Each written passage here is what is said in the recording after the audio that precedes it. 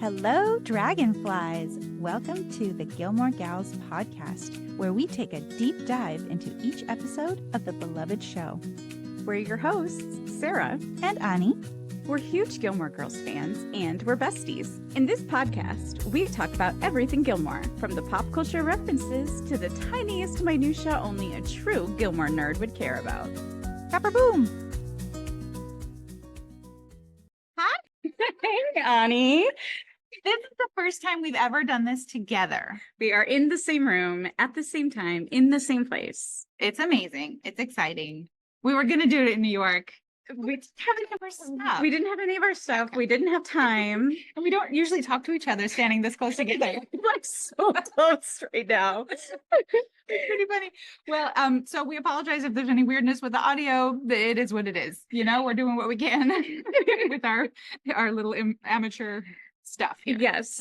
So fun fact, we actually recorded this a week ago, or more than a week, 2 weeks ago, and there was audio issues, and so we're trying it now. Trying it again. Yeah, because we love you guys, and we don't want to put out something that's crappy sounding. We want it to sound good for you, so we're doing it again, and hopefully it'll be just as amazing. So what are we doing today? Okay, so today we are doing season 1, episode 16, Star-Crossed Lovers and Other Strangers. The story is credited to Joan Binder-Weiss, and the teleplay is credited to John Stevens and Linda Loisel-Guzik. It was directed by Leslie Linka Glatter. That was a mouthful. Well done. That was a mouthful. Thank you. Okay, so here's your synopsis of this episode. This episode aired on March 8th, 2001. Love is in the air as Stars Hollow gets ready to celebrate their annual Founders Day Firelight Festival, commemorating the founding of their quaint little town. Everyone seems to be enjoying the lovey-doveyness, except for Lorelai. In the midst of her persistent case of the grumps, arrives the mysterious Rachel, Luke's long-lost love. Rory and Dean celebrate their 3-month anniversary, while Emily invites a ridiculous blind date for Lorelai to Friday night dinner. Let's just say the evening does not end at all romantically for either of our Gilmore girls. All right, so today in our Fast Facts, we are doing a guest star spotlight. We are featuring today Lisa Ann Hadley, who plays Rachel. According to her IMDb page, she was born in Seattle, Washington in 1970, and she earned her BA at Pepperdine University. She appeared in several television series and movies from the mid-90s to 2002. And I was so ecstatic to figure out where I had seen her before, because it was always driving me crazy every time I saw her. And so doing my research, I figured out that she was in General Hospital and its spinoff Port Charles as Dr. Julie Devlin. She also had roles in Hercules, The Legendary Journeys, Melrose Place, and the horror movie Infested. Her last credit was 2002, and I was unable to find anything about her life since then. She vanished from the face of the earth. She seems to have. Who knows? Maybe she's behind the scenes. Maybe she's doing because you would have seen it. It would have been on her IMDb, yeah. Well, I don't know, but speaking of Hercules, The Legendary Journeys, I used to be a huge Xena fan. Yes. What I loved about her is that the show made her seem like a gigantic Amazon goddess. Mm-hmm. And I was like, I love that. Being tall, it always made me feel unfeminine, but she was so awesome, I loved that show. And then the last thing I wanted to say here was, did you watch a lot of soap operas, Rory? General Hospital and Port Charles, I totally did. And actually, when I was much younger, my grandma used to watch the CBS soaps, Young and the Restless, Bold and the Beautiful, As the World Turns, Guiding Light. I would spend a lot of time with them in the summer, and I would usually end up watching it with my grandma. But some of these shows have been on for 30 years? More than that. Yeah, I don't even know. See, unfortunately, most soaps are gone now. Okay. I think there might be a couple of stragglers still around, but most of them have been replaced now with talk shows or game shows. So it's very hard to find soap operas anymore. That makes sense, though, if you think about it, the demographic that was watching them, I guess so. All right, so the next one isn't really a fact about the episode, but the amazing Kelly Bishop, who plays Emily Gilmore, has just released a new memoir. It's called The Third Gilmore Girl, which is, how adorable is that? Mm-hmm. And the foreword is written by none other than Amy Sherman Palladino. It's available now wherever you get your books. And let's just mention that we're not getting paid for that plug. Oh, it's just a plug. It's just a plug because I love her. Yes. All right, well, let's dive into our recap, shall we? Okay. Okay. This episode begins with folks bustling around the town square, getting ready for the annual Founders Firelight Festival, with the legend of Stars Hollow's founding being narrated by Miss Patty. It's a story of true love. Two star-crossed lovers from different towns run away late one starless night. They each got lost in the dark, and just as they were about to lose hope of ever finding each other, a band of stars appeared in the sky. The stars shone so brightly, they led the girl to the spot where the town gazebo stands today. And there stood her true love, who had also been led there by the blanket of friendly stars. It still blows my mind that we toured that and we were right there. We were like, did we go in the gazebo? We did. I think we have a picture. I have to find those pictures. Share our pictures. We with people. Not should. that they care, but they might care. Pretty cool. Do you remember when I think we were standing over by Luke's, and then we looked over to the place where Miss Patty's dance studio normally was, but it was gone? Yes. Which is so sad. It is very sad. And we also learned that the water fountain from the Friends opening used to be like right in there too, in that patch of grass there across from Luke's next to Miss Patty's. So for the super nerd fans, when Kirk opens his outdoor diner, way later in the series, that little patch of grass where he does that's where they would have put the fountain. And that's where that was filmed. Yes. That blows my mind. I bet you we have a lot of crossover of like Friends fans and oh, I'm sure. I'm sure. Well, after the intro, we open with our resident Rhodes Scholar, Dean Forrester, waiting for Rory after school. I'm so proud of that line. He's reading and, not surprisingly, failing to understand Anna Karenina, which he was encouraged to read by Rory, of course. I don't understand why she would give him that book of all the books in the world to read. There are so many better books. No offense to the Russians out there or whatever, but come on. I mean, it's thick. It's hard to get through. Yeah. And, we do have to give credit to Dean for at least attempting to read the book. Yeah. And also that he's smart enough to know exactly how dumb he is. And he admits to Rory, that Tolstoy may be a little over his head. But Rory tries to tell him, no way, dude. Tolstoy wrote for the common man, forgetting perhaps that your average peasant in the 19th century in Russia was still more intelligent than Dean. Have you ever read Tolstoy yourself? I have read Crime and Punishment in high school for my honors literature class. Is it interesting? I don't remember. I really don't remember much about it. I mean, it was like 25 years ago. Yeah. Oh my God. Tolstoy tried to read Anna Karenina in college, couldn't get past like the 4th chapter because it's just so thick and boring. So no offense to our literature fans out there. Maybe we should give it another try now that we're older. Maybe. Maybe. Well, moving on. Yes. Rory asked Dean to go watch the festival bonfire with her after Friday night dinner. She says it's corny, but it's really pretty, and they sell star-shaped hot dogs, Ani. You know what I saw the other day online on the interwebs?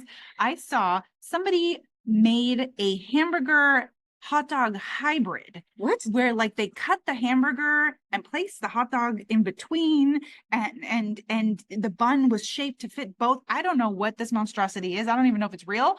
But wouldn't that be amazing? I would love to have both. That sounds crazy. Because sometimes in life, your choice is hamburger or hot dog. And you're like, I can't choose. I don't know. I want both. Well, there you go. What would it be called? Ham dog? Hot burger? Hot burger. Burger dog? Did you ever watch Ham dog? Welcome to Good Burger, Home with a Good Burger? Can I take your order? My brother loved that show. Yes. Me too. I'm sorry to say. Me too. Theoretically, though, if you were to imagine it, star-shaped hot dogs, how would that work? That I don't know. Like a hamburger, I can understand because you mush it. Yeah, you can mush it. You can use a cookie cutter. It's so weird being Hi. next to you. Hi, Sarah. And it's a good thing that it's not 1,000,000 degrees in my house right now because oh no, wait, it is, and it's super humid. So reminder for everybody: I live in Los Angeles. Ani lives in Hawaii. Yeah, but I mean, we got a lot of fans blowing on us. It's not so bad. Not so bad as long as you stay perfectly still. Yes. Do nothing else. Dean asks if she can actually get out of Friday night dinner this week for a special occasion. Their 3-month anniversary. Do you remember when 3 months, like in high school, felt like an eternity? Yes. It really did. It was like, oh my God, the school year will never come to an end. I actually remember hitting the 3-month mark with my high school boyfriend, and it was a really big deal. Like he had saved up to take me to a fancy restaurant, whole thing, just like Dean did, I guess. That's so cute. So I had a time continuity observation here. So this is 3 months after Rory's birthday, presumably, right? Because that's when they started dating, was her 16th birthday. So that would mean that it's January right now Correct. in New England, where it snows. and there's no snow, not a flake of snow. Yeah, Okay. and there's no snow anywhere. Yeah. So what's happening here? Yeah. So I don't know. I mean, sure. I mean, I lived in Michigan and we would have Januaries without snow. really? Yeah. Okay. But it's still cold. Right. It's like And bitter they're- cold. And they don't look like they're like bundled up. No, it looks like it's fall. This is really weird. What do you suppose they did there? I don't know. Maybe just maybe it was just a, continuity error kind of thing. So they just hoped that we would know, because this show, obviously this show aired in March, so maybe they were just, I don't know. I'm confused. All right, good times. All right. Then that night at the Gilmore house, Rory averts a disaster by preventing Lorelai from cooking. Now, not a feast, mind, just a very complicated box of hamburger helper. I will admit there was a time in my life where I went around saying, I don't cook, I don't cook, I don't cook. But I since learned, thanks to my wonderful husband, he's taught me a lot. And now I really like to cook, but there are times when I'll look at the back of a box and I'll just be like, huh? Like even that seems really complicated. So I feel for her here. She says she wants to like really cook, like with the chopping and the sauteing. She wants to be the Iron Chef with a box of hamburger helper. And Rory initially gives in and agrees to help, but then Lorelai reads the back of the box and appears to struggle with the concept of a pan. So Rory mumbles something about needing a fire extinguisher. And also, side note, I love how she looks in the oven for a pan, indicating that they clearly only use their oven for storage. So funny. Doesn't this come up later where Lorelai uses her oven just for like drying her socks or something? Probably, Like, I I just think. never use it. So Rory inquires into Lorelai's sudden and unusual desire for domesticity, and it turns out she's in a funky mood due to all the stars and the love, blah, blah, blah, going on during the Firelight Festival. It's like there hasn't been a whole lot going on in the Max Medina department lately. I'm so sad. Rory reminds her mom that she also owns a phone, meaning that she could reach out to Max herself. She doesn't have to sit around waiting for him. Lorelai quickly changes the subject, to which Rory replies one of my favorite lines ever, Cleopatra, Queen of Denial. Rory then segues into asking her mom for a favor. She needs to get out of Friday night dinner to celebrate her anniversary. I have to side note here that I appreciate, because I'm a giant nerd, I appreciate that she says this sentence in a grammatically correct manner. She says Dean's and my anniversary, not Dean and my's or Dean and I's, as I usually hear people say, which drives me completely insane. Did you notice this? No. I don't think most people did. Come on, Dean and I's. You hear people say that all the time. Oh yeah, no, I do. It's not a sentence. Okay, well, even though Lorelai is happy for her kiddo and her anniversary, she's basically like, good luck getting out of dinner. She says, do you know how much Emily Gilmore will not care about your 3-month anniversary? But being the nice mom that she is, she agrees to help anyway. Oh, and I have a background catch. Oh, yeah? Yes. So when Lorelai gets up to get the phone for Rory, as she's crossing the kitchen, you can see the boom mic dip into frame at 7 minutes and 8 seconds. Hot dog. Hot dog. Never catch those. Star-shaped hot dog. Star-shaped hot dog. That's very exciting. I need to go look for that because I never catch those ever. I normally don't, so I was so excited when I did. And then also one final note, I love the impression of Emily that Lorelai does while she's waiting for her to answer the phone. She's like, oh, I'm going to do a cartwheel.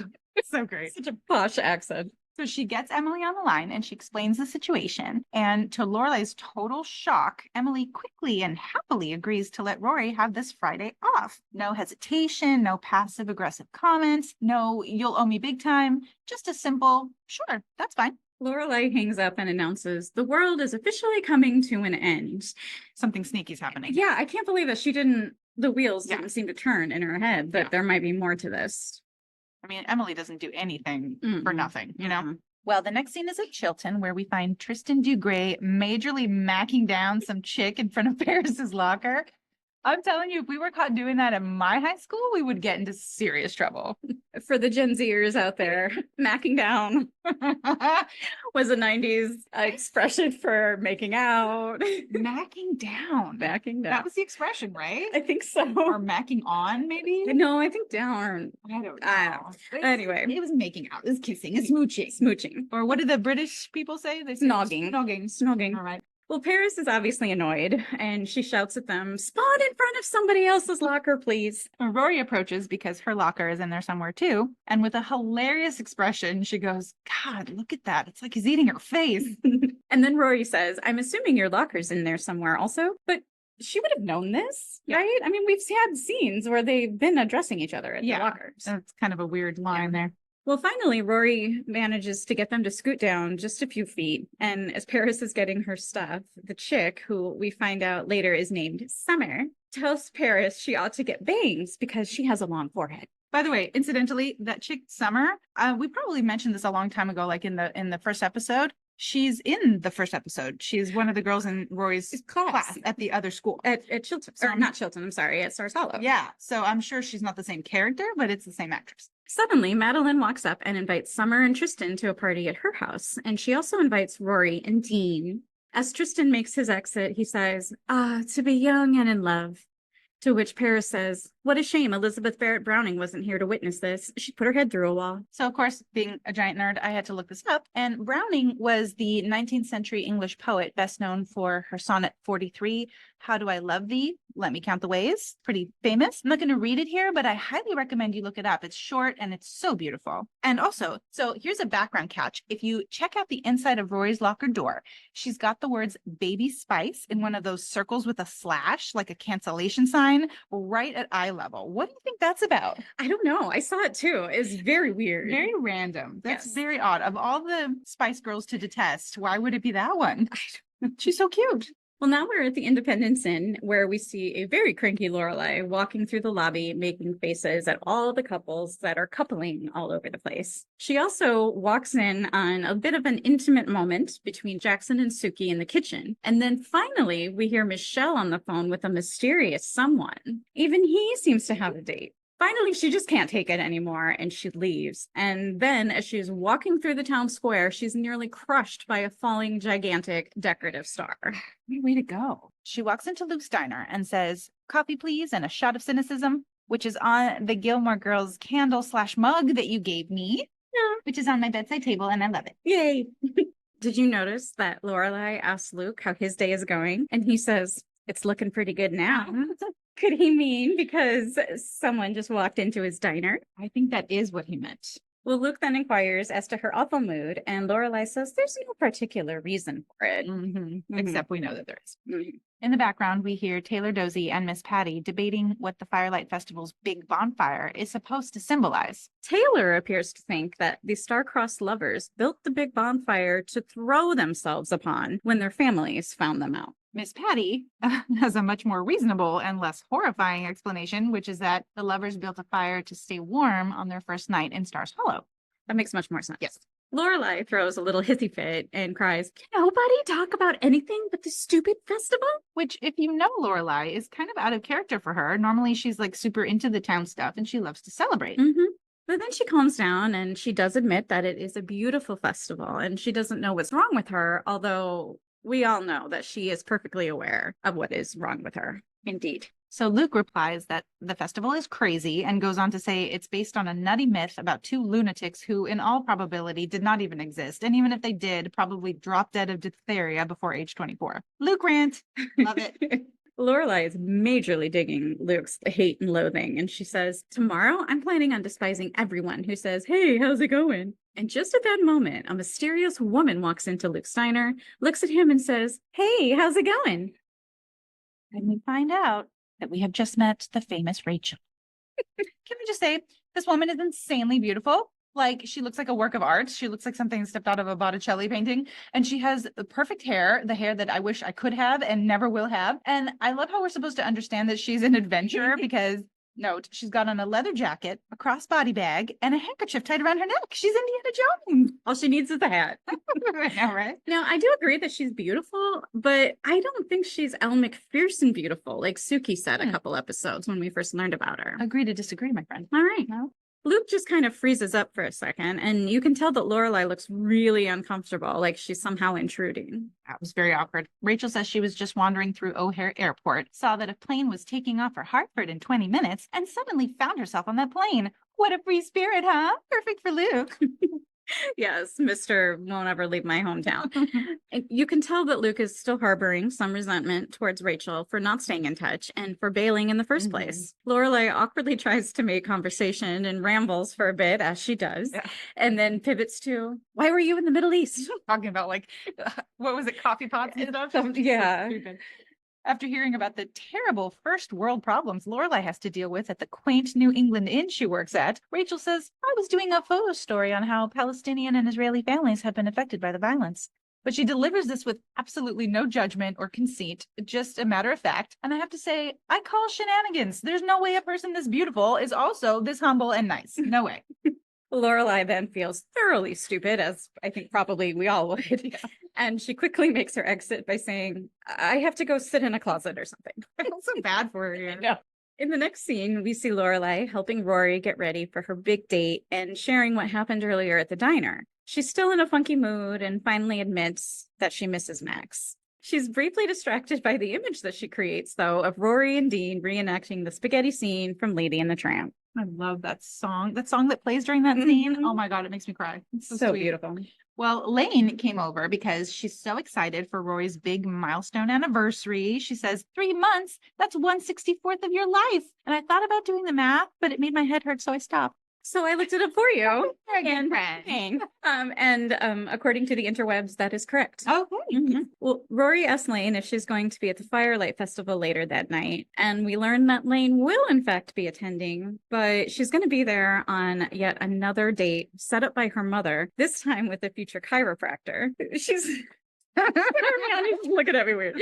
She thinks her mother's losing confidence in her ability to snag a doctor, so she's gonna have to settle for a chiropractor. They'll be chaperoned by at least 10 of his family members, so it promises to be a super fun evening for Lane. I feel so bad for her. Poor Lane. So Dean arrives honking the horn to alert Rory. Rude. What a romantic start to the evening. The boy can't even get out of his car for their 3-month anniversary to pick her up at the door. Seriously. What the heck? Lorelai shows up late for Friday night dinner, which Emily proclaims rather than saying, hello, you're late. Lorelai makes her way into the sitting room and, lacking her usual buffer, meaning Rory, she awkwardly tries to make conversation with her father. Oh my gosh. So she starts babbling like she normally does when she's nervous, and she nearly destroys her mom's figurine collection. I don't know how she manages. And then that prompts Richard to say, just sit down with your hands in your lap, like she's a small child. Yes. I totally felt like we got a glimpse into what poor Lorelai's life was like. Yeah. Well, Emily comes back into the room and within 10 seconds manages to throw a passive-aggressive barb about Lorelai's inability to stay in a relationship. As Lorelai goes to make herself a drink, someone rings the doorbell, and Emily goes to get it, even though we've previously established this is the maid's job. Lorelai offers to freshen Richard's drink, and he replies, no, thank you. 1 drink before dinner is quite enough. But remember that one drink. Hold on to that one. So Emily returns with the biggest tool of a man you could possibly imagine. He is the platonic ideal of a male wasp with a voice to match. Emily introduces him as Chase Bradford, played by actor Paul Cassell. And oh, would you look at that? He grew up just around the corner from them. Chase Bradford. Chase Bradford. Are you white? Let me check. Well, it turns out that Emily is in the DAR, or Daughters of the American Revolution, with Chase's mom. And since he just moved back to Hartford, it seemed like a nice idea to invite him to dinner. Oh, isn't that sweet? Sweet. Lorelai recalls the Dobermans that used to live at Chase's house, Leopold and Loeb. So I had to kind of look up Leopold and Loeb because I assumed, they had to be somebody. Yeah. Well, apparently they were murderers in the 1920s. This is Nathan Leopold Jr. and Richard Loeb. And they actually killed a teenage cousin of Leopold's just because they wanted to prove their intellectual superiority and commit the perfect crime. Did it work out? No, because they got arrested eventually. So I guess it wasn't so perfect. Wow, that is creepy. I know I've heard Leopold and Loeb mentioned in the past. I don't remember in what context, but what was it about that story that made them so famous? That it's kind of a common thing for people to say, you know what I mean? Yeah. I wonder if just because the names are so weird. Well, they just, I think they were Ivy League educated and they were very smart. And so they just thought that they were so smart that they could get away with murder. It's so creepy. Mm-hmm. Well, Richard was not aware that they would have an extra guest for dinner, and both he and Lorelai immediately recognize what's going on here. Emily has arranged a little setup with Connecticut Ken. Lorelai asks to speak with her mother in private, and after some back and forth, Lorelai figures out that this explains Emily's miscongeniality act when Rory requested the night off. And then when Lorelai says, I appreciate all this, but I can get my own men, Emily chuckles dismissively and explains that Chase is a quality man with good breeding, you see. He comes from a nice family and makes a good living. Are we talking about a human here or a show dog? It's some kind of horse or something? Lorelai tries to explain that this guy is just not her type, to which Emily replies, tonight, your daughter is celebrating her 3-month anniversary. What was the last relationship you had that lasted that long? You know, she's not wrong, but I'm like, Emily, your daughter has emotional baggage. Whose name is on the tag, you think? You raise someone in a waspy household and then you're surprised they don't know how to give and receive affection? Well, I guess relationships for these people are not about affection. It's just your duty. Like you get married. That's what you do. You get married, you have babies, and the husband goes to work and you stay home and I don't know. Go to the DAR, apparently. So. The ladies enter the sitting room to find Richard and Chase engaged in what I'm sure is a fascinating conversation about actuarial tables. You can tell from Richard's interaction with Lorelai here that he is almost as perturbed by Emily's scheming this evening as Lorelai. Chase offers to make Lorelai a drink, to which she replies, just gin. Richard says, make that too. Then Lorelai asks him, well, what about your one drink before dinner rule? And he says, we're celebrating. And there's a bit of side-eye involved from Richard. The two of them are both like, ew, gross. Yeah.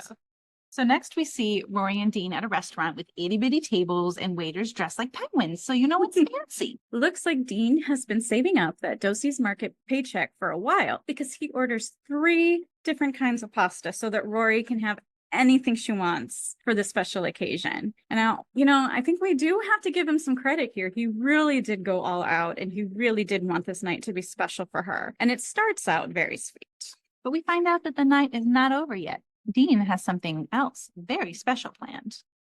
Back at the Friday night dinner from hell, Chase asks Lorelai if she's also in the DAR, to which she replies, no, DARN, which cracks her up, but nobody else seems amused. I thought it was hilarious. Great.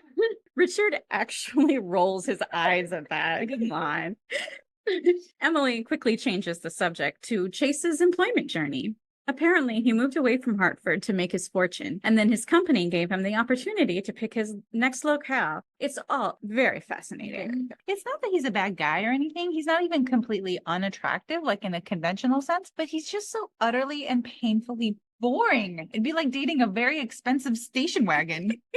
We also hear the name of this week's maid, Lee. When Lorelai tries to escape to get Richard more food, Emily responds, Lee will get it. Next, we see Dean and Rory walking to the town square just in time to catch the bonfire lighting. We see old Mayor Porter ringing in the festivities, not Taylor Dosey. And of course, no one brought any matches. I just wanted to note here, Taylor's official title in this episode, it's Recording Secretary for the Stars Hollow City Council. Note that later on, when he's officially running things, Taylor is not mayor of the town, like Mayor Porter, but rather selectman, whatever that means. I don't know. Is that a small town thing? I don't know. What did you guys have? We had a mayor. A mayor. And your town was how many? Less than 5,000. Interesting. Well, back at dinner, the Gilmores are being regaled with details from the enthralling world of actuarial science. Why do I always have to be the one to say that word? Lucky. Both Lorelai and Richard look like they're about to chew off their own arms out of pure boredom. Emily, ever the gracious hostess, suggests that Lorelai and Chase make their way to the sitting room for some brandy and stimulating conversation. Lorelai pretends to head off to the powder room, but instead makes her way to her childhood bedroom and starts sneaking out the balcony window. Just then, Richard comes to the door to ask Lorelai a question and catches her mid-escape, and Lorelai expects him to admonish her, but instead, surprisingly, he does her a solid and tells Emily that he couldn't find Lorelai upstairs. And I thought that was especially sweet considering the last episode, they had that huge fight with Christopher and his parents. Yeah, and we left that scene feeling like he was majorly disappointed in her and whatever, that she had ruined her life. So the fact that he's on her side in this one, it's really nice. Yeah. Well, next we see Dean taking Rory to a salvage yard. How romantic. But then he shows her a broken down heap that's been picked clean of all parts that would help identify the wreckage as a former car. And Dean tells Rory that he is building her a car from scratch, piece by piece. It is a huge endeavor and a tremendous act of service to demonstrate his love. Rory is super excited, of course, and says, "This is crazy. Why would you do this?" And Dean says he doesn't want her to waste time on the bus anymore. It's very sweet. Well, they clamber on in because the new seats have already been installed. I feel like he did that on purpose. And they snuggle up. And Rory says, "We're having one of those moments right now when everything is so perfect and so wonderful that you almost feel sad because nothing can ever be this good again. If only she knew." Because in just a few seconds, Dean's going to lay on her the big 3 words. He says, "I love you." A look of panic settles on Rory's face, and she freezes up, and all she can say is, "I love the car." And Dean is understandably hurt and says, "You don't love me." And Rory replies, "No, I just have to think about it for a minute." Again, Dean makes a lot of sense and says, "This isn't something you have to think about. You either feel it or you don't." Poor Rory begs him not to be mad and says she just needs a minute to process everything, but Dean just says he's going to take her home. This scene is so brutal, and I feel so bad for both of them. And I'm actually going to say it.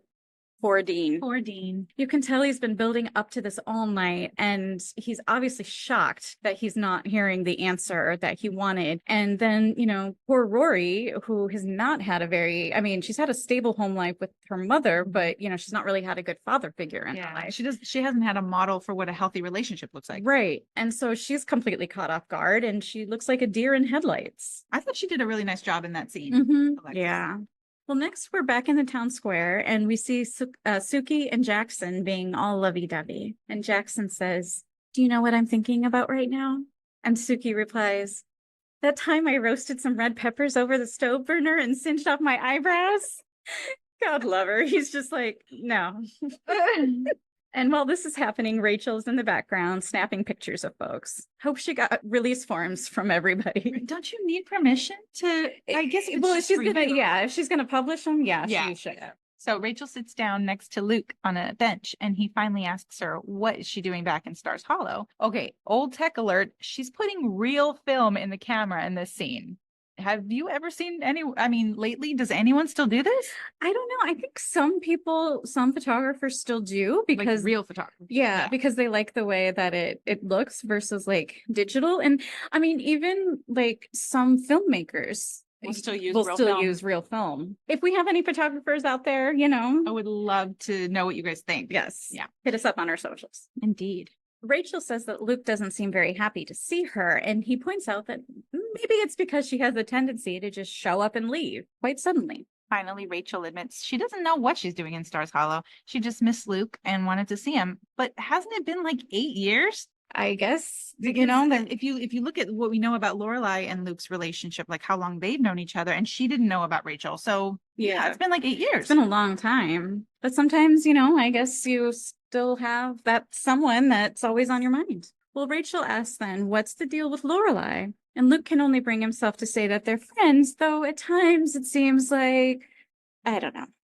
She goes off to get some Founders Day punch, which, by the way, is the first time we hear about this notoriously strong drink. It sounds amazing. I want to try it. Right. And we see poor Lane in the background, absolutely miserable on her quote unquote date, walking along in a somber procession of very bored looking potential Korean relatives. It looks like a funeral procession. It's very sad. Well, just then, Lorelai approaches and takes a seat next to Luke, and she asks about Rachel and tries to figure out what's going on between the two of them. And he doesn't know if she's staying, and he doesn't know if he wants her to. He says that she doesn't have the greatest attention span. And then he says something very uncharacteristic of Luke. He says, "You spend a lot of time debating things. Is it right? Is it wrong? Should I do this? Should I do that? Sometimes you should just jump in and take a shot. What's the worst that can happen?" Okay, spoiler alert, cut to the end of season 6 where Hamlet over here can't make a decision to save his life and he loses Lorelai over it. Where the heck is this Luke when we need him? Oh no. Well, in the final scene, we see Lorelai head back home and she's calling Max Medina. She gets his answering machine, another old tech alert, and she's about to leave him a message when Rory enters looking absolutely heartbroken. She says, "We just broke up," and Lorelai walks over and gives her a big hug. End scene. And that was Star-Crossed Lovers and Other Strangers. Thanks for listening. Join us next time when we discuss Season 1, Episode 17, The Breakup, Part 2. Copper boom. Thanks for listening. If you enjoyed this episode, please leave us a review and share with your friends. If you have any questions or comments, if you feel like we left anything out or got anything wrong, you can find us on Instagram and TikTok at the Gilmore Girls Pod. And we also have a Facebook page. Don't forget to subscribe to the podcast so you don't miss any future episodes. Copper boom!